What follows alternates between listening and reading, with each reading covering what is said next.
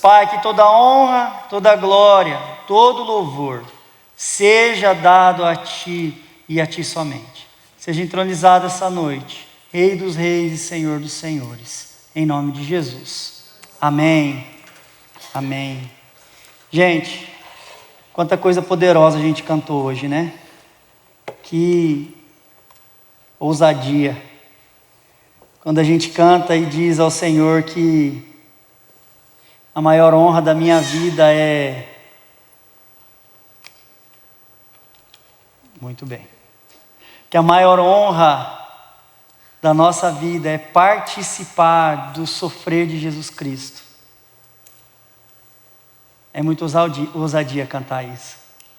Nós precisamos verdadeiramente clamar ao Senhor que nos ajude. Porque Romanos 8 diz que nós somos herdeiros, nós somos adotados através do sacrifício de Cristo Jesus, nós somos feitos filhos de Deus. Então nós nos tornamos co-herdeiros em Cristo dos seus sofrimentos. Então quando nós nos entregamos ao Senhor, nós estamos vulneráveis, nós estamos suscetíveis a viver os sofrimentos de Cristo aqui também. Mas o texto continua dizendo que há muito maior glória preparado para aqueles que permanecem. Há muito maior glória preparado para aqueles que estão em Cristo Jesus. E a nossa esperança e a nossa ardente expectativa é para o que viveremos eternamente com o Senhor. Então que a gente possa viver verdadeiramente essa mensagem, que a gente possa viver verdadeiramente essa música.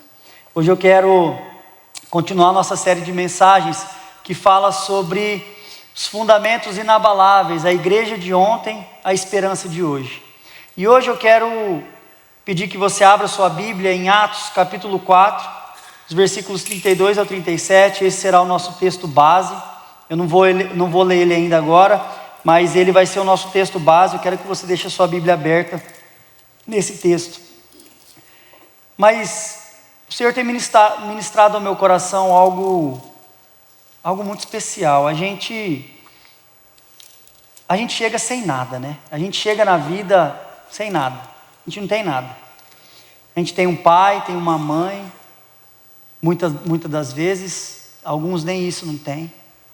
Mas muitos de nós temos um pai, temos uma mãe que cuida de nós, que nos dá de comer, que nos dá de beber, que nos veste, que nos protege. Então a gente começa a nossa vida desde muito pequeno numa total dependência, né? Dependência de Deus, porque até nisso nós dependemos de Deus. Eu não tive a oportunidade de escolher meu pai e minha mãe. Se eu pudesse, eu escolheria eles de novo, mas eu não tive a oportunidade. Porém, eu desfrutei da graça do Senhor Jesus quando Ele me deu os meus pais, porque eu cheguei sem nada. Eu não tinha capacidade de oferecer nada para mim mesmo. Então eu pude ter um pai e uma mãe presente que me sustentou, que me deu tudo o que eu preciso.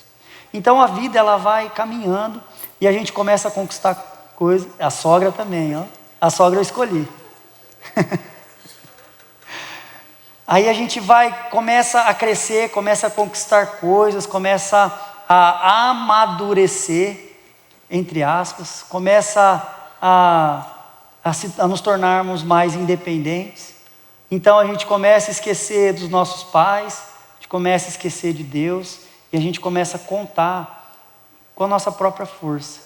E às vezes, muitas vezes nós abandonamos aquilo que verdadeiramente foi o plano de Deus para nós desde o começo. É desejo de Deus que a gente cresça, é desejo de Deus que a gente amadureça. A palavra de Deus, ela é o alimento sólido, assim como Pedro fala na sua carta, que nos fortalece, que nos traz maturidade, né? Então nós temos que diariamente ser alimentados pela palavra para que a gente possa amadurecer. Mas sabe o que a palavra de Deus faz com a gente? Ela nos coloca cada vez mais na dependência do Senhor. Cada vez mais que nós lemos a palavra de Deus, cada vez mais que temos contato com a palavra do Senhor, nós vemos o quão pequeno nós somos, o quão necessitados somos e o quão dependente do Senhor nós somos. Então a verdadeira maturidade não é ser independente, achando que nós somos capazes de conquistar as coisas através da força do nosso próprio braço ou da nossa própria capacidade, mas é ter a consciência de que somos dependentes do Senhor e que dele é que flui tudo aquilo que nós precisamos. Quando nós entendemos isso verdadeiramente, nós estamos maduros. E isso é o que eu quero conversar hoje. Eu quero falar sobre a simplicidade e o poder da igreja primitiva. Era uma igreja simples, era uma igreja que iniciou totalmente dependente de Deus. É uma igreja que não tinha rede social, gente. Você já pensou uma igreja sem rede social? Imagina uma igreja onde você não consegue todos os dias ter aquela dose de dopamina diária. Imagina que você tinha que todo dia se encontrar com seu irmão, cara. Porque o desejo de comunhão e da presença do Senhor era tão forte que eles não esperavam o momento de se reunirem no pátio do templo para estarem em comunhão buscando o Senhor. Porque eles nasceram de novo. Porque eles voltaram a se tornar como crianças, como bebês.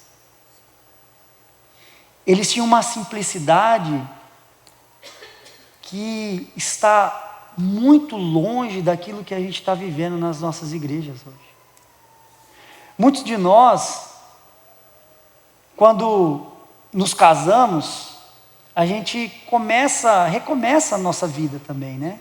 Alguns de nós, quando a gente vem para os Estados Unidos, a gente recomeça a nossa vida do zero, né? Os meninos, na carreira deles, muitos deles têm uma carreira maravilhosa no Brasil, e de repente vem para cá, passa vergonha. Vem para cá e não é ninguém, e tem que começar do zero, tem que começar dependente. Então, quando a gente se encontra nesse momento, a gente ora, né? A gente lê a Bíblia, né? A gente busca a Deus, a gente vem na igreja, a gente fala: Senhor, eu preciso do Senhor. Senhor, eu cheguei nesse país, eu não falo a língua. Senhor, eu não tenho CPF. Senhor, eu não tenho crédito, não tem nada. Tem só uns boi para montar aqui, eles não gostam de mim também. Eles querem me tirar de cima deles a qualquer momento. Então a gente ora, então a gente busca a Deus, então a gente está numa dependência do Senhor. A gente se encontra para orar, a gente está entre irmãos, a gente lê a Bíblia. Aí Deus começa a abençoar a gente. Por quê? Porque vocês oram, vocês buscam a Deus, mas vocês também se preparam, vocês também treinam, vocês também vão atrás, né? Então vocês começam a ser abençoados, vocês começam a conquistar as coisas, então vem o primeiro prêmio, então começa a aparecer dinheiro na conta, então vem a primeira casa, vem o primeiro rancho, e aí sabe o que acontece? A gente se pega tão ocupado com as bênçãos que nós recebemos, que sabe quem que a gente deixa para trás? Deus. Sabe qual que é a primeira coisa que a gente deixa de fazer? Orar, ler a Bíblia, depender, buscar. Sabe por quê? Porque Deus já deu, porque eu já tenho, eu já estou farto, já está bom. Eu quero mais, sempre quero mais, só que eu já consigo viver com o que eu tenho, eu já não passo mais aperto, eu já não preciso mais orar desesperado, porque eu não tenho nada, eu não sou ninguém aqui. Agora eu já sou alguém conhecido, agora eu já tenho um nome, agora as minhas redes sociais, as pessoas já me reconhecem, agora já tenho um patrocínio. Entenda, meu irmão, isso é o que acontece com a nossa vida, isso é o que acontece com a nossa igreja, e é para esse lugar que as nossas igrejas elas têm caminhado, infelizmente. Nossas igrejas, elas têm caminhado para um ambiente de extrema prosperidade que tem nos afastado rapidamente da presença de Deus. Então, nós precisamos voltar ao plano original de Deus. Nós precisamos voltar o nosso coração para aquilo que sempre foi a vontade de Deus para nós. E não me entenda errado, a vontade de Deus para nós não é que a gente não seja ninguém. A vontade de Deus para nós não é que a gente venha para esse país e sofra o resto da vida. Não, é desejo, é vontade de Deus que você seja bem-sucedido no seu trabalho. É plano e é projeto de Deus, através do dom que Ele deu para vocês, que vocês cresçam, que vocês prosperem. Então qual, pastor, que é o plano de Deus? É que nós dependamos dEle como se nós não tivéssemos nada. Que nós saibamos que tudo aquilo que temos não é nosso, mas continua sendo dEle. Sabe por quê? Porque quando nós chegamos aqui, nós não tínhamos nada. E Ele nos deu tudo. Mas o tudo que nós temos continua sendo dEle. A vontade de Deus é que a igreja do Senhor seja próspera. É que a igreja do Senhor seja rica. Sabe por quê? Porque é papel da igreja do Senhor abençoar a sua comunidade. É papel da igreja de Cristo abençoar o seu povo. É desejo de Deus. Mas nós não podemos nos perder nas bênçãos que o Senhor tem nos dado. Porque às vezes, meu irmão, creia, a bênção do Senhor na sua vida pode se tornar maldição se você se ensoberbecer e achar que é o suficiente. Obrigado, Deus, valeu, já conquistei o que eu queria. Tchau, obrigado. E é sobre isso que eu quero falar hoje. Esse capítulo de Atos, capítulo 4 de Atos, dos versículos 32 ao 37, diz o seguinte: da multidão dos que creram, era um coração e alma. Ninguém considerava exclusivamente sua nenhuma das coisas que possuía. Tudo, porém, lhes era comum. Com grande poder, os apóstolos davam testemunho da ressurreição do Senhor Jesus.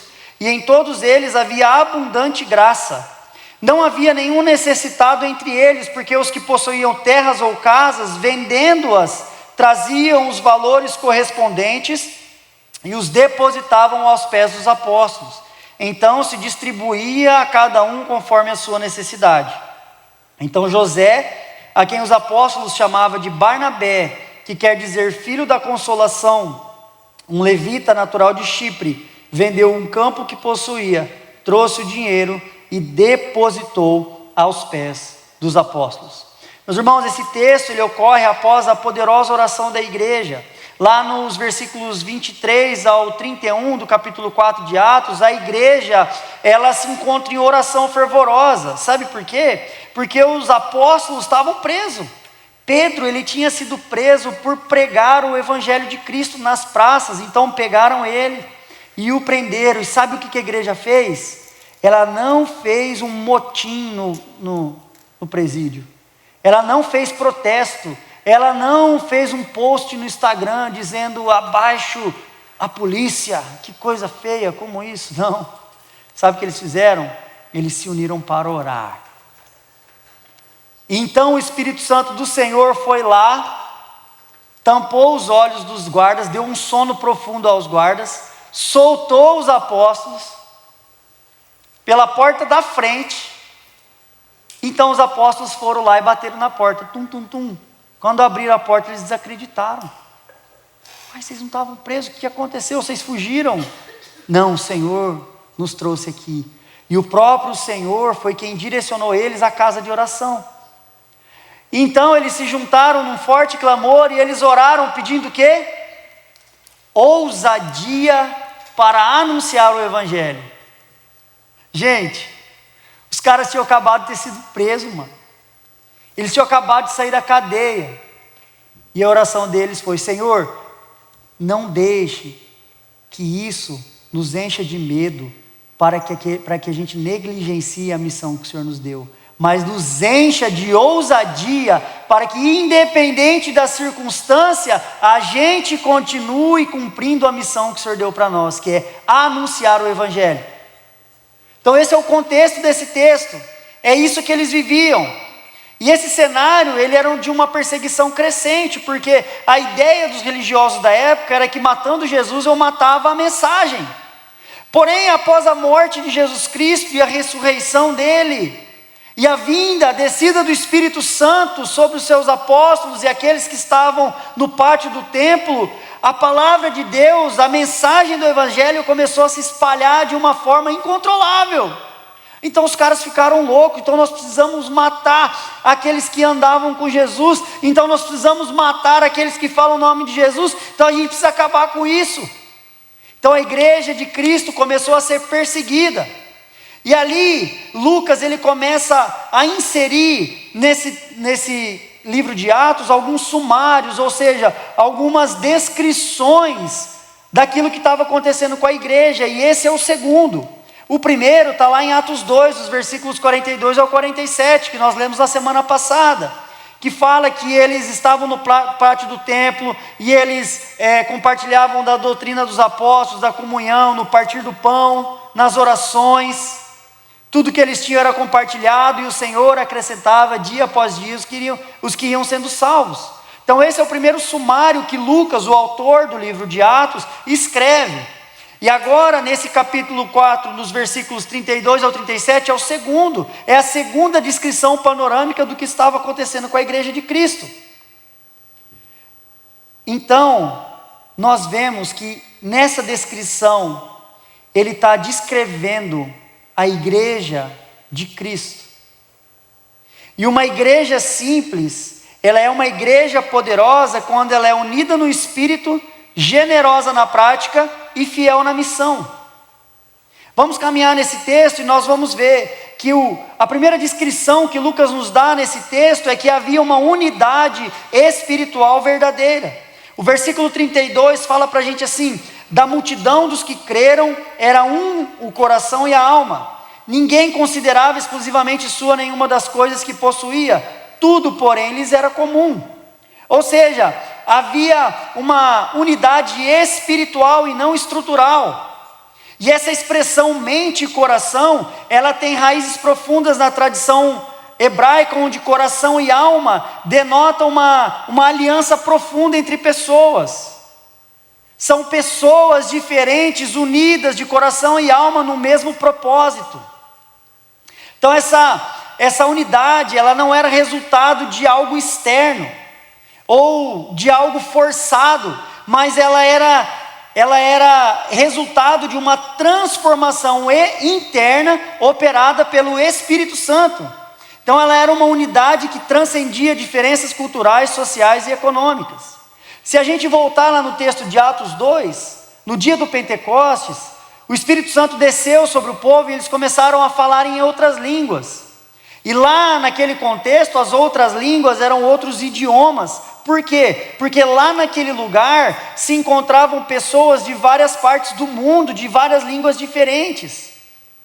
E ali todas elas, através do mesmo Espírito, foram abençoadas, foram edificadas. Então, com isso na cabeça, nós precisamos entender que essa unidade que Lucas está descrevendo da igreja é uma unidade de pessoas completamente diferentes.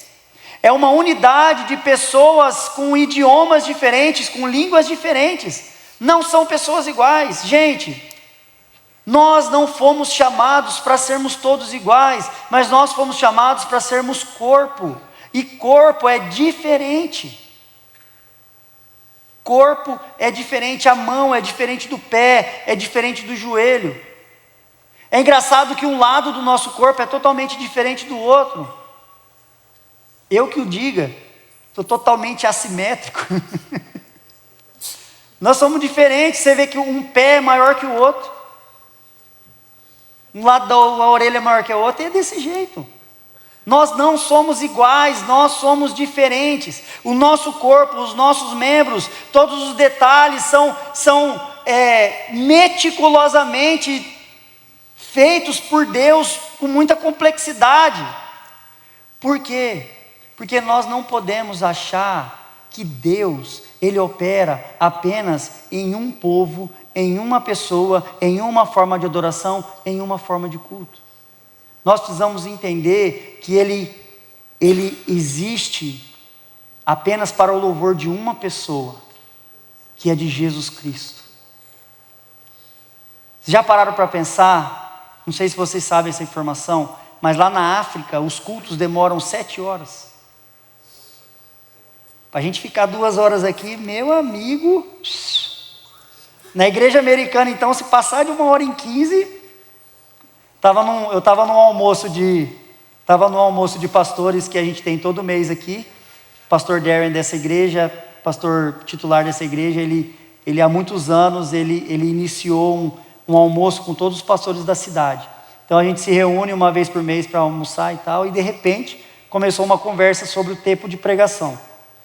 E o tempo de pregação deles é 25 minutos. E aí eles falaram assim: eu não entendo o que tanto você tem para falar, além de 25 minutos. E eu estou lá ouvindo. Quando eles terminaram de falar, eu só fiz uma pergunta. Falei: vocês já foram num culto brasileiro? Eles não. Falei: então tá bom. Entendi. A gente tem muita coisa para falar que não cabe nem em 50 às vezes. Na África, gente, é 7, 8, 10 horas de culto. Aqueles caras, só na adoração, são 5 horas. Aqui no Brasil tem os índios parecis e o César. Os índios parecis. Minha sogra teve numa aldeia, ficou lá quanto tempo, sogra? Já fui 3 vezes, fiquei 15 dias. Ficou 15 dias dentro de uma aldeia.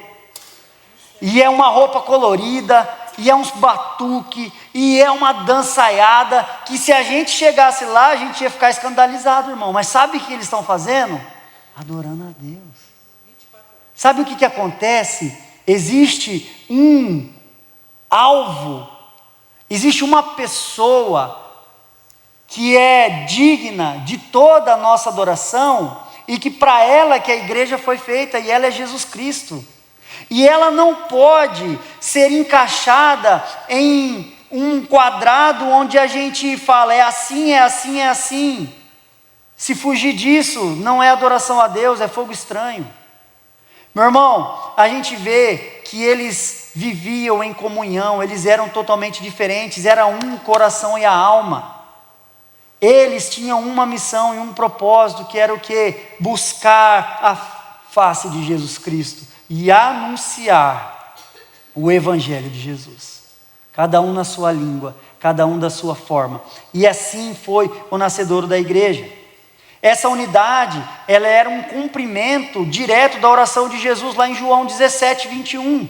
Olha o que João fala lá, ele fala assim, a fim de que todos sejam um, e como tu, ó Pai, estás em mim e eu em ti, também eles estejam em nós, para que o mundo creia que tu me enviaste. Como que eu posso ser um com você, meu irmão? Nós podemos ser um em Cristo Jesus. Nós somos a noiva de Cristo. Nós podemos ser um se no nosso coração habita um Senhor e Rei, que é Jesus. Nós não precisamos pensar igual. Nós não precisamos cantar igual, orar igual. Nós somos diferentes, mas nós temos um Deus e um Senhor, e é a Ele que nós declaramos e nós adoramos todos os dias. É isso que a igreja primitiva vivia, e era a humanidade que ela se expressava na prática. Olha o que ele fala, diz assim, que ninguém considerava exclusivamente sua nenhuma das coisas que possuía, tudo porém lhes era comum. E isso, gente, não é comunismo. Eu não estou falando que então a partir de agora não existe mais propriedade privada. Tiaguinho, eu vou deixar minha caminhonete com você, eu vou pegar a sua, que a sua é melhor. Não, gente. O que esse texto está querendo dizer é que o que é meu está disponível para atender as necessidades dos meus irmãos e irmãs. Aquilo que eu tenho não é meu, é do Senhor, e Ele é usado para abençoar o povo, não para construir um império para mim mesmo. Meu irmão, sábado a gente estava conversando no nosso momento devocional, e aí trouxeram a história de Salomão, né? Que no fim dos dias de Salomão, ele olhou para tudo que ele tinha, e ele falou assim, tudo é vaidade, né? Aí eu fico imaginando, como que isso funcionaria na prática, né? Se Deus, Ele nos abençoou para a gente abençoar, se nós somos abençoados e não abençoamos, tem gente que não recebeu. Então, quando a gente olha talvez o império que a gente construiu, abençoando apenas a nós mesmos, esse império provavelmente ele está construído em cima de um cemitério. Já parou para pensar nisso? Que beleza há em um castelo construído em volta de um cemitério? Que beleza há em construir um castelo onde nós largamos para trás aqueles que precisavam de nós? Não há problema nenhum, meu irmão, construir um castelo. mas que nós possamos construir castelos uns para os outros. Sabemos que tudo que nós temos é para abençoar uns aos outros. Era isso que aquela igreja vivia, e é esse o desejo de Deus. John Stott, ele diz que a diferença crucial entre a igreja, entre essa unidade e o comunismo, é que no comunismo o que é seu é meu. E na comunidade cristã, o que é meu é nosso. O que é meu é seu. O que é meu é para ser compartilhado. Era assim que eles viviam. Então, eles viviam uma unidade que contrastava com o individualismo. E hoje a gente vive em uma cultura de individualismo e competição, gente, é o tempo inteiro. A rede social, ela veio para um motivo: para criar cada vez mais competição entre nós. Quem tem o corpo mais bonito, quem tem o carro mais legal, quem tem a casa mais bacana, quem tem a melhor igreja, quem tem as melhores luzes, o melhor painel de LED, o louvor mais legal, o louvor mais bonito, e assim vai, e a competição cada vez mais feroz, e a gente buscando cada vez mais se amoldar às coisas desse mundo. Imagina um coral. Um coral, cada um tem uma voz única. Existem vários timbres de voz, cada um com o seu timbre, cada um com o seu registro. Sozinhas elas são apenas vozes individuais, mas quando elas cantam em harmonia, seguindo a mesma partitura e o mesmo regente, o som ele é celestial. E é assim a igreja unida no Espírito, diversa em dons e personalidades, mas unidas em propósito e coração. Assim como um coral, aqui nós temos, se a gente colocar 5 pessoas, cada um no seu registro vocal, cada um na sua entonação, e elas cantarem juntas, no mesmo propósito, nós vamos ouvir um dos sons mais bonitos que a gente pode ouvir. Porque cada uma, na sua diferença, está unida no mesmo propósito, com o mesmo coração. E a pergunta que nós precisamos nos fazer é: será que a nossa fé está caminhando em comunhão, ou nós estamos vivendo um cristianismo solitário? Será que nós estamos cultivando relacionamentos profundos na igreja, ou apenas comparecendo em eventos? Meu irmão, eu já tive a oportunidade para falar para algumas pessoas aqui, mas eu não quero o seu serviço nessa igreja. Antes do seu serviço, eu quero o seu coração. Antes do seu serviço, eu quero comunhão com você. Eu não quero que você venha nessa igreja só para servir, meu irmão. Eu quero que você venha nessa igreja para ser parte dela, para ser um com ela, para que nós tenhamos comunhão. Eu quero que você venha, traga a sua família, para que juntos nós possamos caminhar juntos no mesmo propósito, no mesmo coração. E então, a partir daí, nasce o serviço. Então, a partir da comunhão, nasce as necessidades, então nós nos colocamos dentro dela. Essa é a vontade de Deus, e é isso que nós precisamos viver. Nós não podemos viver de evento em evento, mas nós precisamos viver de comunhão em comunhão. Amém? Amém. Então, lá nos versículos 33 a 35, nós vemos que essa unidade deles gerou uma generosidade, e a generosidade ela era radical e ela era prática. Nos versículos 33 ao 35, diz o seguinte: com grande poder, os apóstolos davam testemunho da ressurreição do Senhor Jesus, e em todos eles havia abundante graça. Não havia nenhum necessitado entre eles, porque os que possuíam terras ou casas, vendendo-as, traziam os valores correspondentes e os depositavam aos pés dos apóstolos. Então se distribuía a cada um conforme a sua necessidade. Entenda que nesse contexto, o povo não tinha nada. O povo tinha abandonado tudo que eles tinham para andar com Jesus. Então aqueles que tinham alguma coisa, eles abriram mão de tudo que eles tinham para compartilhar com quem não tinha nada, para que eles pudessem continuar a missão que Jesus deixou para eles. Imagina comigo um campo missionário. Nesse campo missionário você vai e você se alista nele, certo? Então, eu me alistei, Bruno, para viver 100% para a missão de Jesus. Eu para viver 100% para a pregação do Evangelho. Então eu abandonei tudo que eu tinha, para que eu pudesse viver exclusivamente para proclamação do Evangelho. Então você não trabalha, você não tem renda, você vive exclusivamente para fazer missão, mas você precisa comer, você precisa vestir, você precisa ir no médico, você tem necessidades.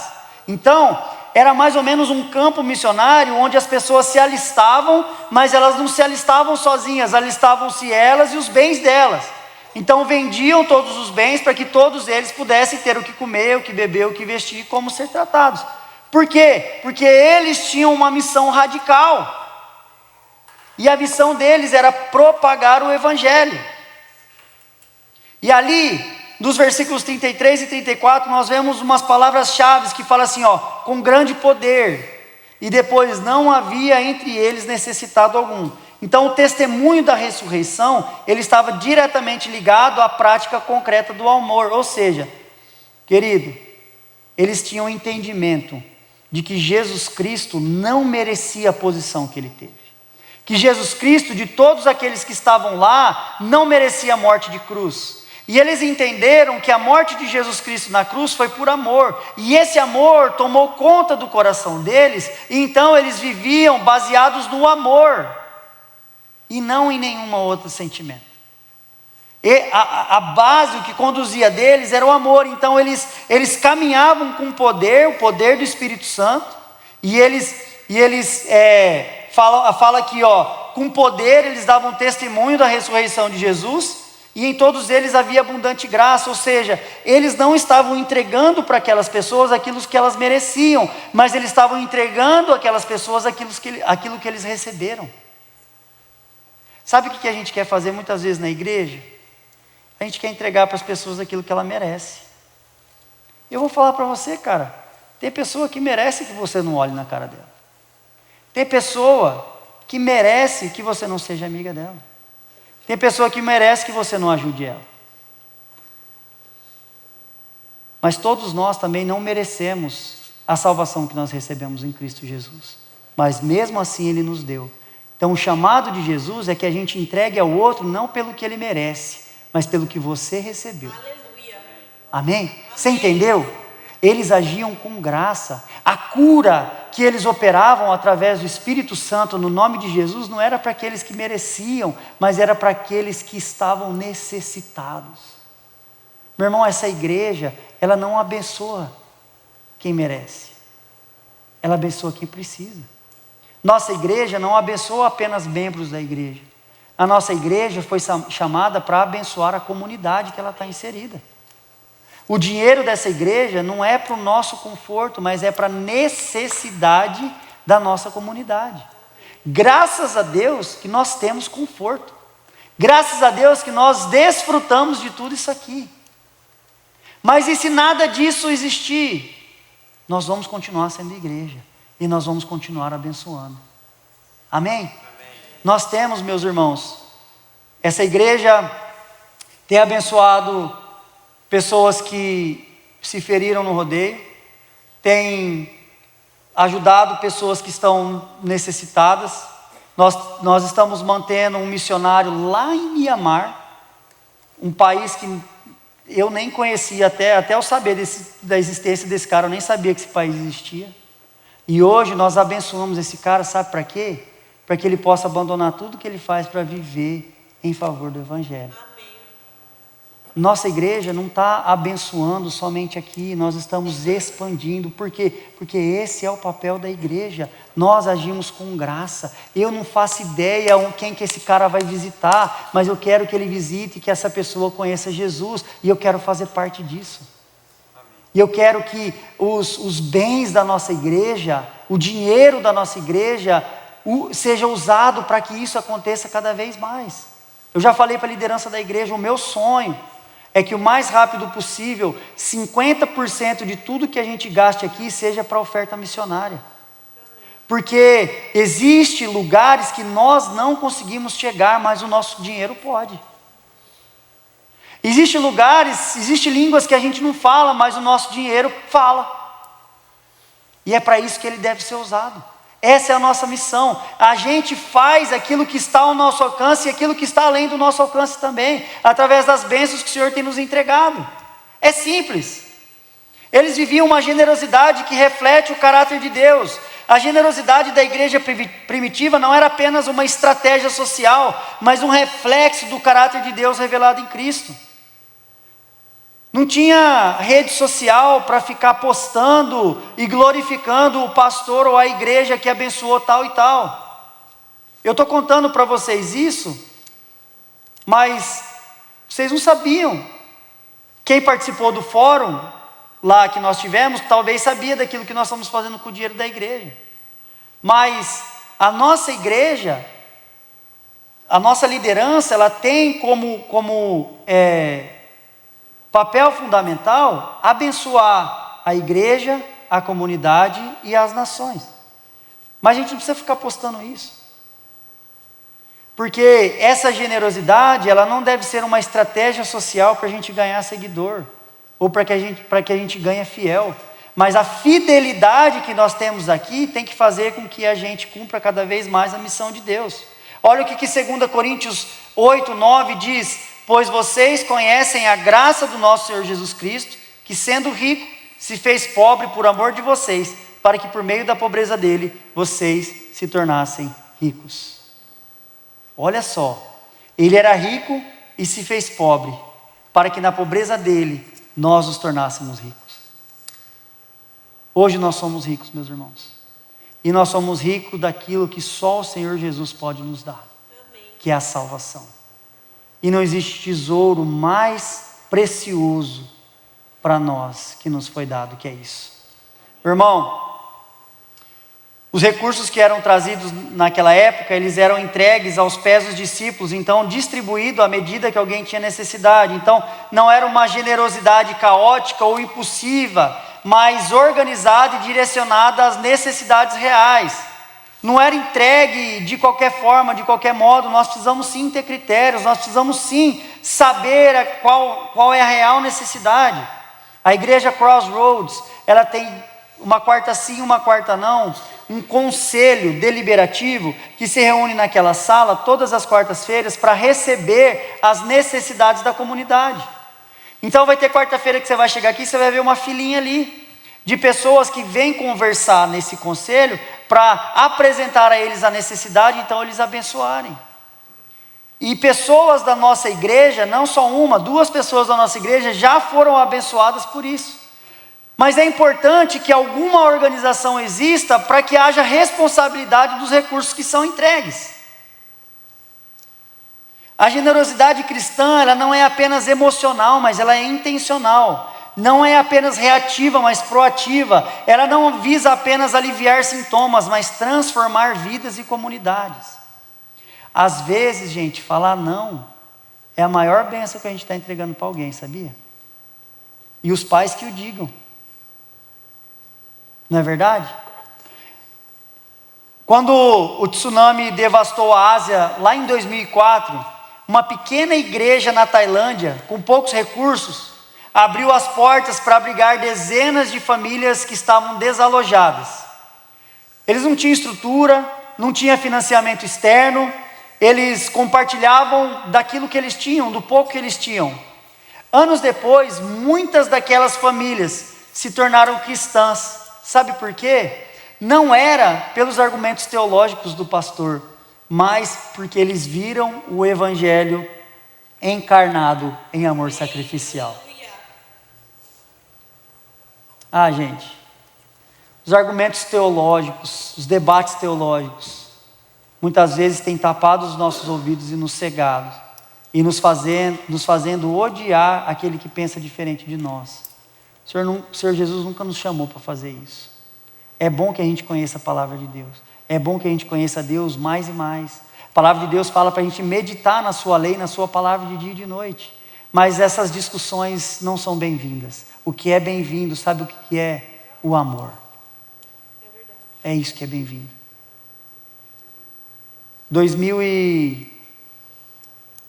17, 18, não lembro exatamente quando, aconteceu um furacão lá em Houston. Não sei quem que estava aqui, quem que lembra dessa história, mas lá em Houston teve um furacão. Muitas e muitas pessoas ficaram desalojadas porque a casa delas ficaram submersas. Perderam tudo que elas tinham. E uma igreja gigantesca, com uma estrutura extraordinária, conhecida no mundo inteiro. Sabe o que eles fizeram para aquele povo? Fecharam as portas da igreja e mandaram eles buscarem outro lugar. E isso entristece o meu coração, porque ainda existem igrejas que estão muito mais preocupadas com a qualidade da sua estrutura do que com o amor ao próximo. Gente, tudo que nós temos é de todo mundo. Nós fomos chamados para agirmos em amor, assim como nós recebemos de Jesus Cristo. Meu irmão, por último, esse texto nos apresenta uma liderança piedosa e inspiradora. Os versículos 36 e 37 diz que então José, a quem os apóstolos chamavam de Barnabé, que quer dizer filho da consolação, um levita natural de Chipre, vendeu um campo que possuía, trouxe o dinheiro e o depositou aos pés dos apóstolos. Sabe por que isso está escrito na palavra de Deus? Não é que é para vocês venderem, não é para você vender sua casa não, Furlan. Não vou vender a minha também não. O que ele está mostrando para a gente é que existe um modelo de liderança que é feita através do exemplo. Imagina que Barnabé ele se destaca como um modelo de liderança piedosa e sacrificial. E o nome dele significa filho da consolação. E ele não apenas fala de consolo, ele vive isso. Porque em um ambiente em que pessoas estavam desesperadas porque elas não tinham o que comer, ele vende a sua terra, entrega aos pés dos discípulos para que aqueles que estavam desconsolados fossem consolados. E meu irmão, entenda que às vezes o que a pessoa precisa não é somente Deus te abençoe. Às vezes ela precisa de um lanche, às vezes ela precisa de um dinheiro para pagar uma conta. Ah, pastor, mas não cuidou bem. Não interessa. Tem muita coisa que você fez também que Deus te perdoou. Você foi lá igual um cordeirinho, Deus me perdoa, tem misericórdia, Deus te perdoou. Quem somos nós para julgar? O que nós somos chamados a fazer é abençoar. Abençoar com uma oportunidade, abençoar com dinheiro, abençoar com o amor que nos foi dado. Isso que Barnabé fez. Esse foi o exemplo de Barnabé. E é significativo que o Espírito Santo inspirou Lucas para registrar esse exemplo de sacrifício. E lá na frente, na caminhada do livro de Atos, nós vemos que Barnabé é o grande responsável pelo ministério de Paulo. Então Paulo, a partir de Atos, escreve 13 cartas para igrejas, para discípulos, e Paulo fica muito conhecido. Paulo é muito mais famoso que Barnabé. Quem aqui já ouviu falar de Paulo? Levanta a mão aí, ó. Paulão. Quem já ouviu falar de Barnabé? Pronto, tá aí, ó. Viu? Paulo é muito mais conhecido, mas na raiz, no nascedouro, no início do ministério de Paulo, tem o filho da consolação, Barnabé, que abençoou Paulo, que encorajou Paulo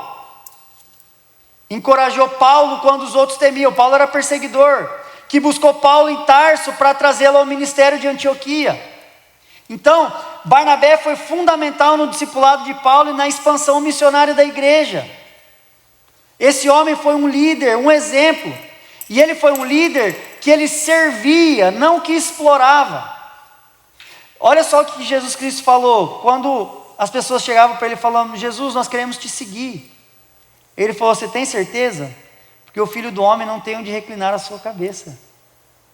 Lá na frente ele fala assim, ó: beleza, você quer vir após mim? Então negue-se a si mesmo, toma a tua cruz e me segue. Então, é uma liderança servidora. No último dia de vida de Jesus, antes dele ser preso, ele dá aos seus discípulos o maior exemplo de liderança que o mundo já conheceu. Ele lava os pés dos discípulos. Naquele dia, ele se ainda existia qualquer tipo de honra e de glória, foi jogado naquela bacia. Porque a ação de Jesus Cristo, ao lavar os pés dos seus discípulos, foi a ação do escravo mais débil que existia naquela época. Aquele escravo que não tinha capacidade de fazer mais nada, ele lavava os pés dos outros. Jesus falou: sabe o que você foi chamado a fazer? Não é o pregador mais expoente, não é o missionário mais conhecido, mas é o servo mais débil que faz o serviço mais simples, mas faz de coração. Você foi chamado para servir em qualquer área, em qualquer circunstância. Deus te deu um dom, Deus te deu um talento. Glória a Deus pelo dom desses meninos que tocaram aqui, cara. Esses caras são bênção demais. Glória a Deus pelo dom de cada um de vocês. Mas entenda que o serviço não se resume a isso. Mas ele é a gente se despir e ser como servo, assim como Jesus foi. E esse foi o exemplo de Barnabé para nós. E essa liderança de Barnabé nos inspirou a crescer. Watchman Nee, líder cristão do século XX, investiu profundamente em discipular um grupo pequeno de crentes durante anos de perseguição lá na China. Eu comentei um pouco sobre isso na pregação passada. Dos anos 60 e 70, teve uma revolução cultural na China, onde o comunismo tomou conta e todas as igrejas evangélicas foram fechadas e os pastores foram enviados a campos de concentração. Então esse cara, Watchman Nee, ele iniciou um grupo pequeno de crentes durante esses anos. E quando ele foi preso por sua fé, ele passou os últimos 20 anos de sua vida na prisão. E aqueles que ele havia discipulado continuaram o ministério dele. Então hoje, o movimento de igrejas domésticas que ele ajudou a estabelecer conta com milhões de crentes na China. Sua liderança não dependia de posição ou plataforma, mas de caráter e investimento em pessoas. Enquanto ele estava livre, ele investiu a vida dele em grupos. Quando ele foi preso, aqueles que ele liderou outras pessoas e a igreja cresceu e cresceu. Esse é o exemplo de liderança que nós temos. E a pergunta que nós temos para nós hoje é: você é uma influência como Barnabé ou está esperando alguém te motivar? Será que, independente da nossa posição, nós estamos cumprindo o nosso papel como cristão? Ou a gente está esperando o pastor chamar e te dar um cargo na igreja? Ou nós estamos esperando ser importantes na igreja? Meu irmão, a gente não foi chamado para ser importante no nosso cargo. Nós somos chamados para sermos servos do Senhor. Aonde quer que a gente esteja. Hoje eu estou aqui pregando, mas eu já carreguei muita cadeira. Eu já toquei muito no meu violãozinho velho, seco. Já passei calor, já passei frio, já fomos de casa em casa e vivemos os momentos mais extraordinários da nossa igreja. Porque isso não tem a ver com o tamanho da nossa igreja ou com a posição que a gente está, mas com o coração que nós temos. Se nós queremos ser uma igreja verdadeira, meus irmãos, se nós queremos ser uma igreja que está firmada em Jesus Cristo, nós precisamos voltar à base. Nós precisamos voltar ao que é essencial. Precisamos voltar ao que é elementar. Atos 4 não é apenas um relato histórico. É um vislumbre do que a igreja pode ser quando ela volta à simplicidade que gera poder espiritual. Eu acho que a igreja nunca experimentou tanto poder sobrenatural do que naquela época. A igreja contemporânea, a igreja de hoje, nunca experimentou tanto poder quanto na igreja perseguida. Sabe por que a igreja perseguida experimenta milagre todos os dias? Porque ela não tem mais nada além de Jesus Cristo. O governo está contra ela, a religião do governo é contra ela, todos são contra eles. A única coisa que eles têm é Jesus. Irmão, enquanto a única coisa que a gente tiver não for Jesus, nós vamos continuar vivendo uma vida espiritual medíocre. Nós continuaremos sendo uma igreja medíocre. Ou Jesus Cristo é tudo que a gente tem nesse lugar, ou a gente perdeu a essência do que é ser igreja.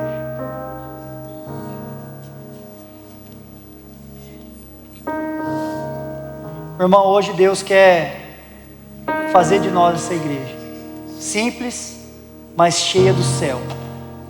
Eu quero convidar cada um de vocês a dar um passo em direção à simplicidade poderosa. Eu quero te convidar a essa semana estar em unidade espiritual. Busque reconciliação, meu irmão. Busque dar o primeiro passo. Peça perdão. Ah, Bruno, mas não fui eu que comecei. Não interessa. Não foi Jesus que começou também. Fomos nós. Mas Ele deu o primeiro passo. Meu irmão, tenha uma atitude generosa na prática de sua vida. Identifique uma necessidade específica dentro da comunidade. Atue nessa necessidade. Seja servo. Abençoe. E seja um exemplo no rodeio, em Decatur, dentro de sua casa. Seja o primeiro a servir. Seja o primeiro a perdoar. Seja o primeiro a pedir perdão. Seja o primeiro a amar. Vamos sair daqui essa noite do jeito que a gente entrou, não. Vamos sair com uma ação. Vamos sair com um plano de ação. Vamos nos unir mais em um coração e um propósito. Vamos ser mais generosos. Vamos ser exemplo. Vamos baixar nossas cabeças.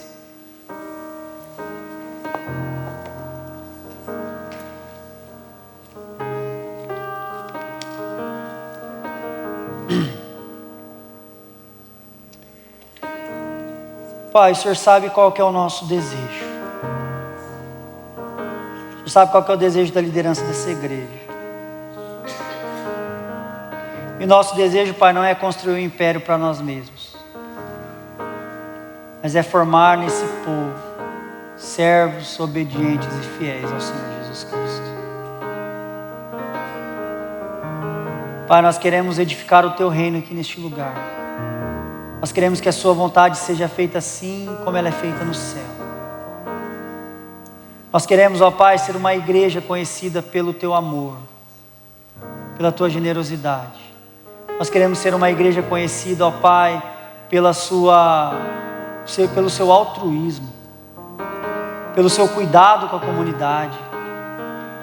Que nós possamos ser conhecidos por uma igreja diversa, porém fiel ao Senhor. Pai, que o Senhor quebre o nosso coração e tire de nós, ó Pai, toda vaidade, todo orgulho, todo desejo, ó Pai, de aparecermos, mas que o Senhor cresça e que nós possamos diminuir. Pai, que possamos ser uma igreja que seja exemplo de generosidade, de unidade e de liderança. Pai, que assim como a igreja de Atos, ela pôde viver o poder do Espírito Santo através da simplicidade da sua igreja, que nós, mesmo em meio à tecnologia e a um lugar bonito e confortável, possamos viver a simplicidade e o poder do Teu Espírito servindo uns aos outros. Pai, que a porta dessa igreja esteja aberta para cada pessoa que quiser entrar aqui, mas que o poder do Teu Espírito Santo transforme cada um que entre neste lugar, porque nós estamos aqui não para sermos uma cópia de nós mesmos, mas nós estamos aqui para sermos transformados à imagem e semelhança do nosso Senhor e Salvador Jesus Cristo. Pai, que em nome de Jesus o caráter de cada um dos meus irmãos seja transformado, e que em nome de Jesus possamos verdadeiramente viver a transformação que ocorre através do Teu Espírito de dentro para fora, e então aqueles que estão à nossa volta possam reconhecer Jesus Cristo através de nós. Pai, que possamos ser sal, que possamos ser luz, que possamos ser bênção dentro da nossa comunidade, e que a maior honra da nossa vida seja compartilhar do sofrimento de Cristo, para que assim outras pessoas possam conhecer a redenção do mesmo. Em nome de Jesus que nós oramos. Amém.